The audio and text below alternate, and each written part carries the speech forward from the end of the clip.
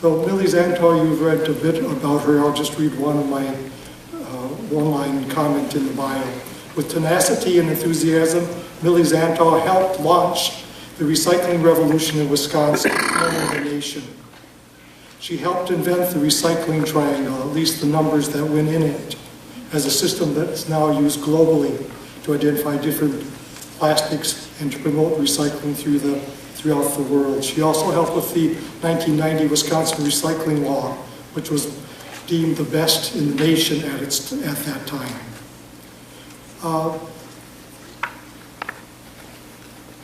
I highlighted in a quote that's actually on her plaque.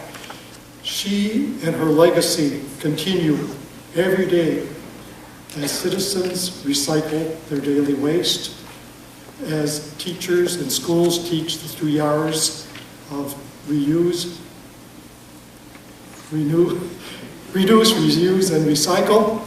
And thirdly, as municipalities and as businesses and as industries work together to create a recycling program for our nation.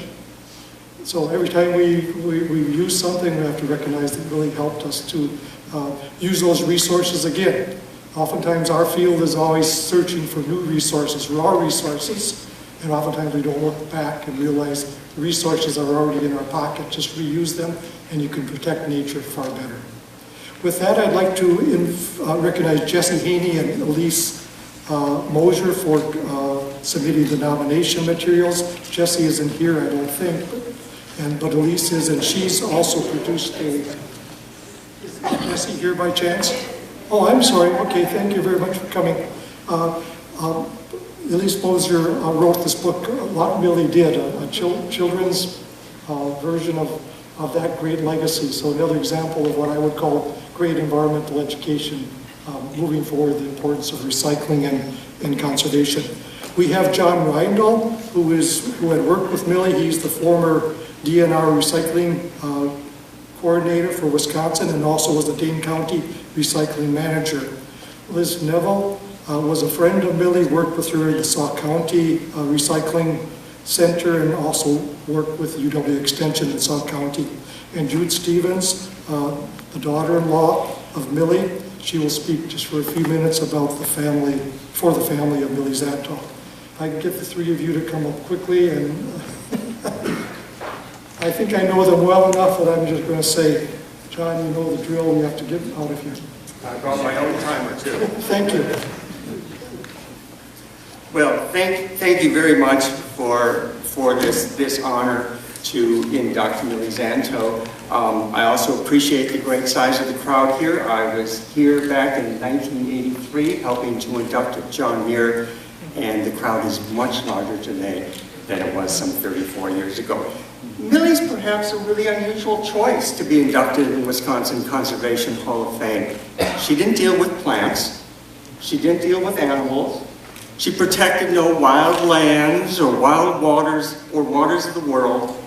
What she did was recycling, which was my former profession, and is why I was invited to speak. She's one of the very select group of people that has impacted every one of our lives in Wisconsin every single day, because she instituted the recycling of post-consumer plastics, especially plastic containers. Wisconsin had long recycled metal and glass and paper. We were leaders in the country, for example, in paper recycling. But when Wisconsin was looking for its mandatory recycling law, there was the opportunity to recycle plastics only because Millie developed it. I'm going to skip over some of the materials that I had, but basically Millie started this because as a volunteer for the International Crane Foundation, she got to represent ICF at a meeting in Japan that included the Emperor of Japan. And Millie noticed that on the streets of the cities, especially Tokyo, people had put out recyclables every single day, clean material that could be made into new products. Every day was a different material. When Millie came back to Sauk County, Wisconsin, she learned that their landfill only had 3 years, was filling up, and it would take about 3 years to develop a new landfill. Millie thought, why can't we do recycling here? She actually went to the landfill, sat at the landfill, counted the number of trucks that were coming in, and found out what materials were on those trucks. Realized the paper could recycle, the metal could recycle, but there were no markets for plastics. Millie thought that had to be changed. She called up Borden's milk company in Milwaukee and said, what do you do in your production line with the glass, with the plastic bottles that are deformed, that can't be used? And they said, oh, we just grind them up and throw them back in the production process. Light went on Millie's brain. She knew some people with a plastics company. The Sowie family owned Flammable Plastics in Baraboo. She called up her friends there and said, can you recycle the plastics? And the guy said, well, yeah, technically we can, but it has to be sorted by grade and it has to be ground up. So Millie thought, I wonder what I can do there. She went to UW Baraboo and worked with professors to figure out how they could identify plastics, whether they would float or sink in water, what kind of scratches would produce on the plastics.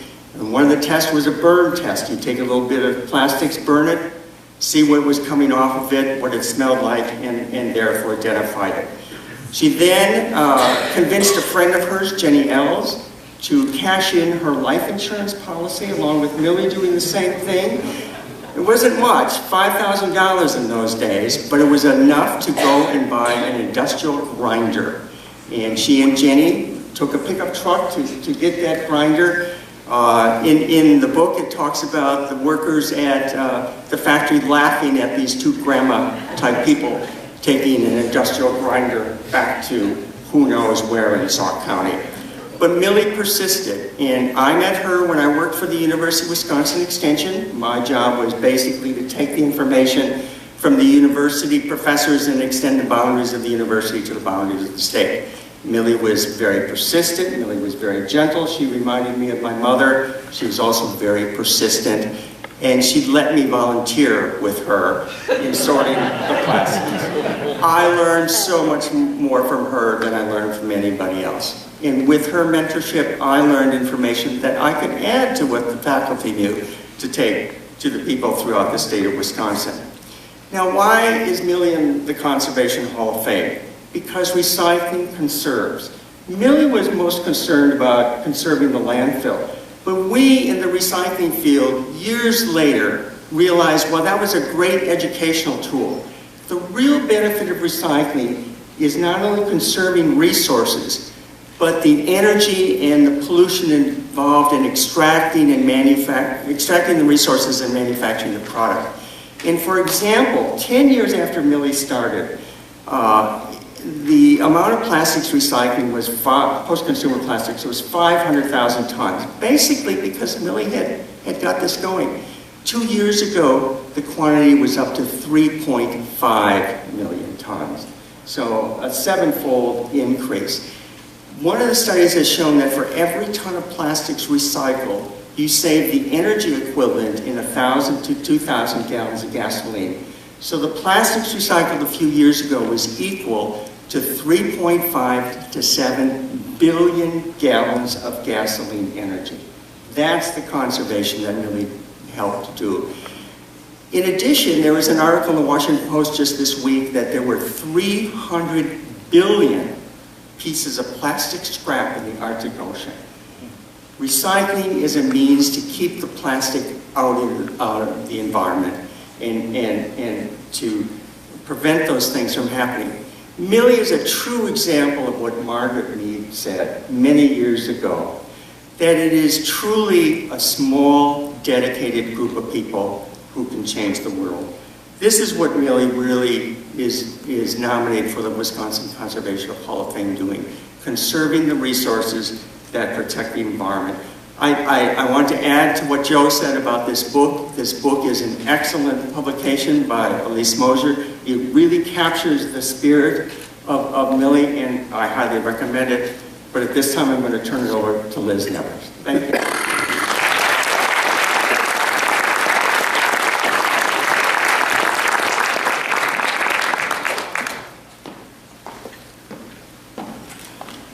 planned to say good morning, but I think it's good afternoon.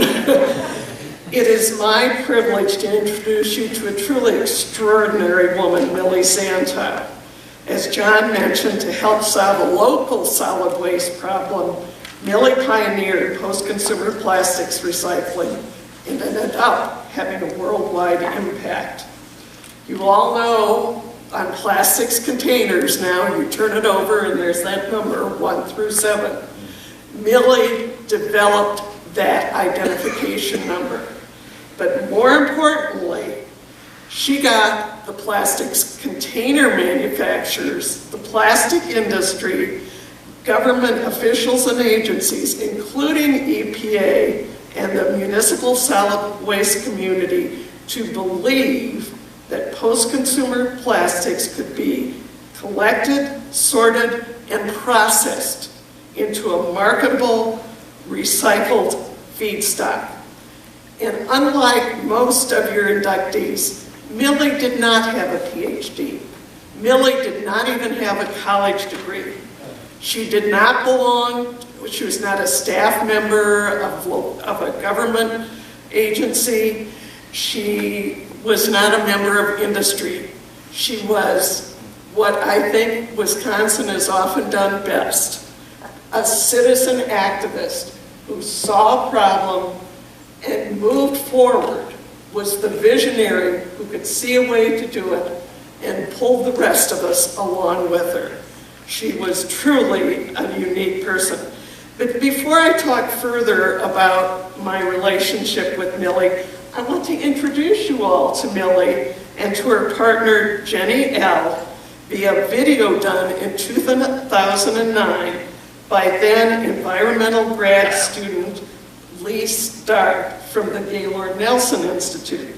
Lisa's video is called Plastics 1 through 7 and can be found on YouTube. This is a short clip from her longer video, which I encourage you to watch.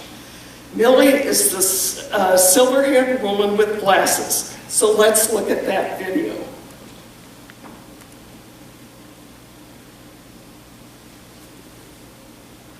These are the bottles that we recycled in the end.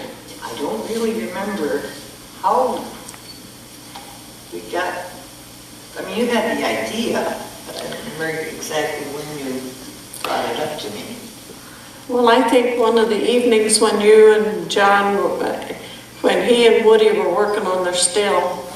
That was 79.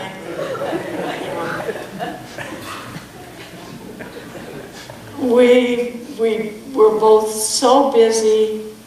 When we got into it, we went all the way. I mean, we did everything. That was 6 days a week. Right. And then if we had a good March wind, it was 7 days a week because I chased the stuff all the way up to the mountain as it blew away. I started studying up the different plastics and why weren't they recycling the plastics. I called the Board and Milk Company in Milwaukee and asked them about their bottles and how they were processed. And they said, well, if we have a mistake, we just put it back in and reblow it. And I said, oh, they are recyclable. And they said, oh, yes. At the time, there was no classification as to whether it was polystyrene, high-density polyethylene, low-density polyethylene, or what. We came up with the idea of a little imprint on the bottom of every container, a little triangle emblem with a number inserted in it, and that would identify what the plastic was, 1, 2, 3 on them.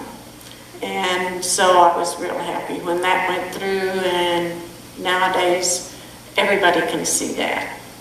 How different is it today? Well, when I was a kid, they didn't have plastic.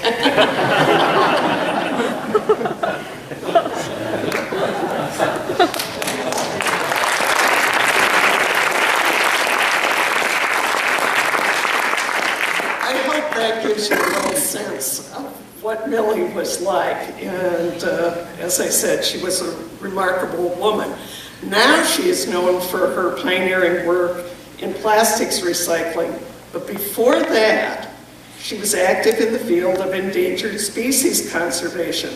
She was the first administrator for the nascent International Crane Foundation, or ICF, in Baraboo, where Millie worked as a full-time volunteer alongside founders George Archibald and Ron Sowie. When ICF got onto a solid financial footing and could afford to pay for staff, Millie moved into the recycling field. And John has already told you why. After a visit to Japan where she'd seen all this recycling, Sauk County had a landfill crisis.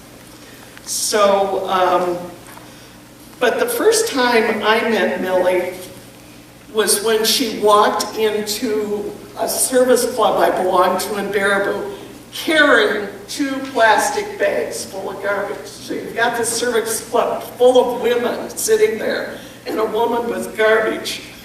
And she proceeded to pull out different household trash items and talk about how they could be recycled, including plastics containers, thereby saving our county landfill space and also conserving non-renewable resources.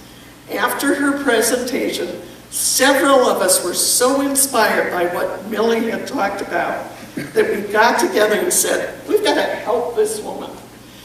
What we decided to work on was outreach and educational materials aimed at local officials and Sauk County citizens.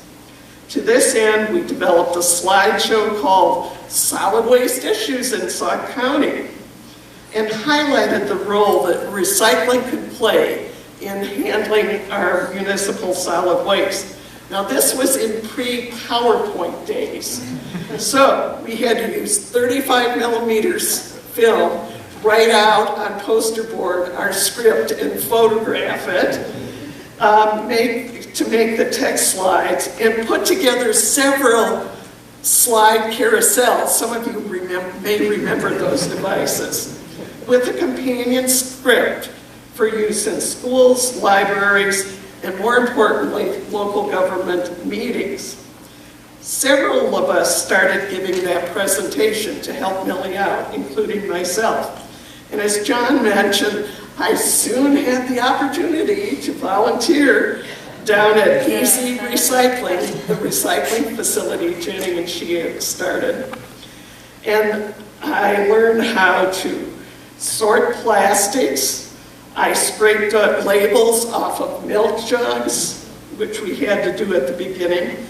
I could run a baler and bale paper and cardboard, and I could break glass into cullet, one of my favorite activities. You got to throw it into the balers, into the boxes.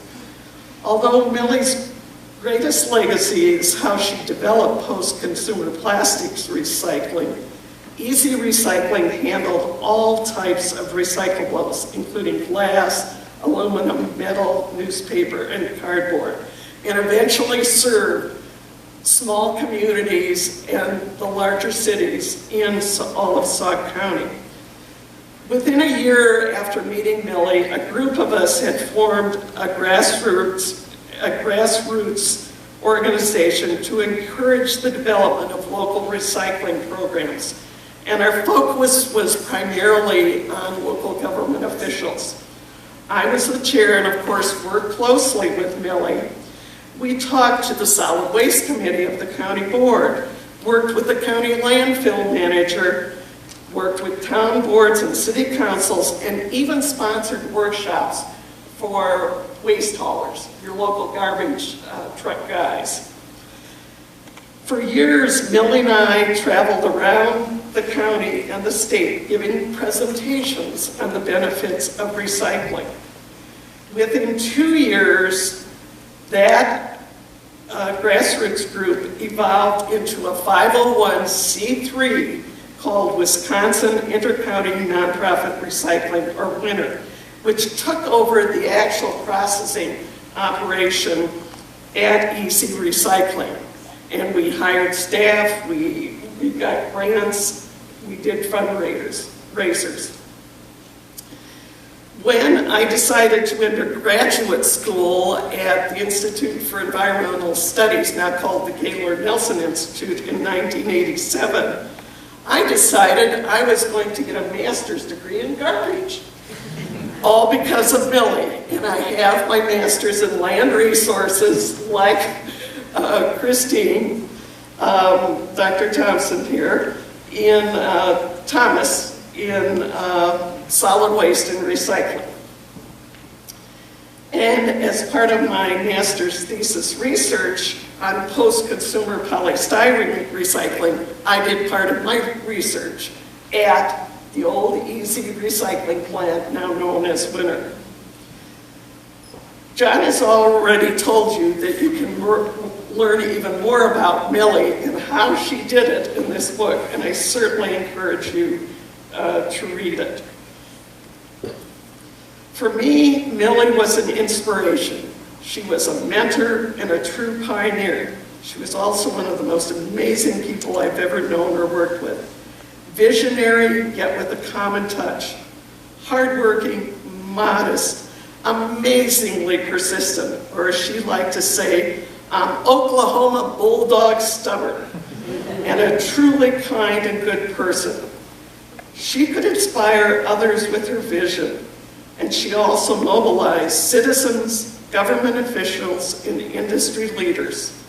I believe she has been one of the unsung conservation heroes of Wisconsin and the U.S., and I am deeply grateful to the Wisconsin Conservation Hall of Fame for inducting her this spring. Thank you.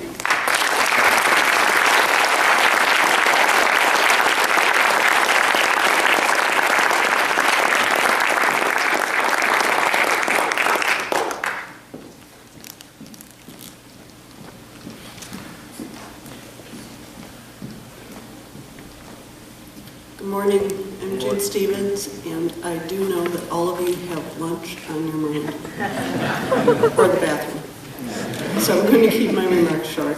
I'm Millie's daughter-in-law, and we're here with her family today, and we're very honored that Millie has been inducted into the Wisconsin Conservation Hall of Fame. She was the most amazing woman I've ever known. I want to share with you just a few stories and a little bit about Millie. She grew up in the Great Depression in Oklahoma on a farm. If that doesn't say it all, I don't know what does. They had to use literally everything. Nothing could go to waste, and they grew almost everything that they needed. And that was really part of, what led Millie to, she didn't know words like conservation. It was just simply a way of life to use everything and care for the land. I met Millie when I met her son. They were living in the Baraboo Hills near Devils Lake State Park. And so one of the first things I remember is they lived at the top of a hill, and this was in the days when people would go up to Wisconsin Dells and Baraboo for vacations, and inevitably their cars would overheat and die at the top of the hill. Millie's family kept containers of water by the door for people who had problems with their car, and it always seemed to happen on a Friday evening as people were heading up for the weekend. And it became normal this would happen at dinner, we would go outside, help the person, tell them, come on in. We'd set a place at the table, and they'd look at us because they were from Chicago, and they would look at us like, this is very strange. But there were no strangers in Millie's life. She was that kind of person and that kind of neighbor. She was the most determined person. She had a way of getting what she wanted without ever being rude or mean to someone. And I think it was like what John said. She was everyone's mother. When she was a volunteer at the International Crane Foundation, George Archibald was in Iran, and I don't remember what happened. There was some sort of political turmoil in Iran, imagine that. And George was trapped in the country, and he contacted Millie and wanted her to help him get out. And so she called the State Department, and she wanted to talk to Henry Kissinger, and they said, well, he's in London. And she said, well, give me his number. And they said, who are you? And she explained, and they said, well, we can't do that. And she said, well, you must have his number, right, in case you need to reach him. I mean, isn't this what the State Department does? Don't they help people in these situations? And somehow through this gentle yet incredibly persistent way, they gave her Henry Kissinger's phone number. And when she dialed it, Henry answered the phone. I'm not making this up. And she got George out. So that was pretty amazing. Before she started doing recycling, there was a call throughout churches in America to help sponsor Vietnamese from after the Vietnamese War, people who would help the Americans and were in danger. Millie and her family sponsored not one person, not two, but 5. They paid for 5 Vietnamese refugees to come to this country. And they got them all on their feet with jobs and housing. 2 of them lived with Millie's family for a couple of years. And when they got on their feet and had a family of their own, they named their children the same as her sons. If that's not an honor, I don't know what is. I still remember when Millie came home and we were standing in the dining room of the farmhouse and Millie said, "I'm going to turn in my life insurance and buy a plastics grinder." And as a young, actually botany major myself, I thought, wow, this is so cool. And Mom, you're kind of nuts. That's the end of my stories, but I just want to say she was a remarkable woman. The book up here, I don't get any money for the book. The book is really, truly phenomenal. Buy it for yourself, your daughters, your children. Millie, it was her determination and vision and genuine caring that led her to do what she did. I heard a saying recently that I think just embodies Millie that I'll leave you with. It's amazing what you can accomplish when you don't care who gets the credit.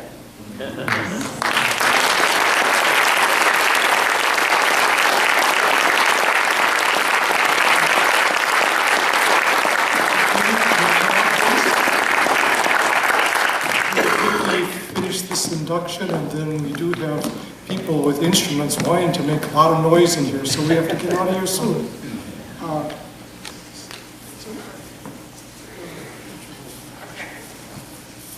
Well, again, it's such an honor to be able to present this citation of commendation from the state legislature to somebody so inspirational. Whereas Millie was one of the first people in America to begin sorting consumer plastics, and she identified the problem of plastic waste and municipal solid waste and demonstrated that it was possible to recycle post-consumer plastics. And whereas Millie's tireless efforts to promote plastics recycling at the local and state level led to a significant policy change in 1990, the Wisconsin Recycling Act, which mandated plastics recycling statewide, and Wisconsin's new recycling law was considered the most comprehensive state recycling program in the country at the time. And whereas Millie's contributions to her community went far beyond recycling, she was a volunteer at the Sauk Prairie Memorial Hospital and for Meals on Wheels, and served as the first administrator of the International Crane Foundation in Baraboo, where she volunteered daily with founders George Archibald and Ron Downey. And whereas known by her friends and family as an inspiration, mentor, and true pioneer, Millie was hardworking, modest, persistent, and kind, and was known to inspire others while keeping an open mind to others' ideas and strengths. Now, therefore, the members of the Wisconsin legislature do hereby commend Mildred Louise Zantow for her tremendous life accomplishments and honor her and her family for her induction into Wisconsin Conservation Hall of Fame.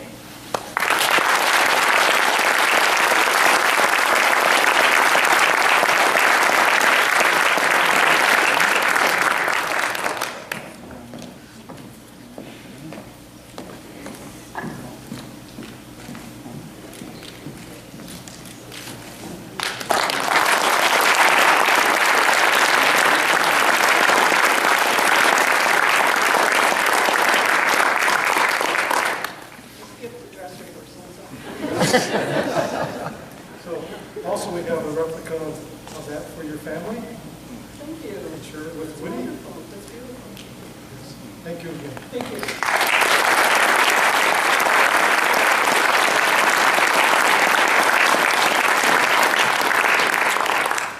I want to again thank Katrina for getting the legislative citations and for presenting them here today. And for Jude's remarks, I wish I had known Millie. I think I would have seen in her my grandmother and my mother, who had some of the same spirit of community service and friendship.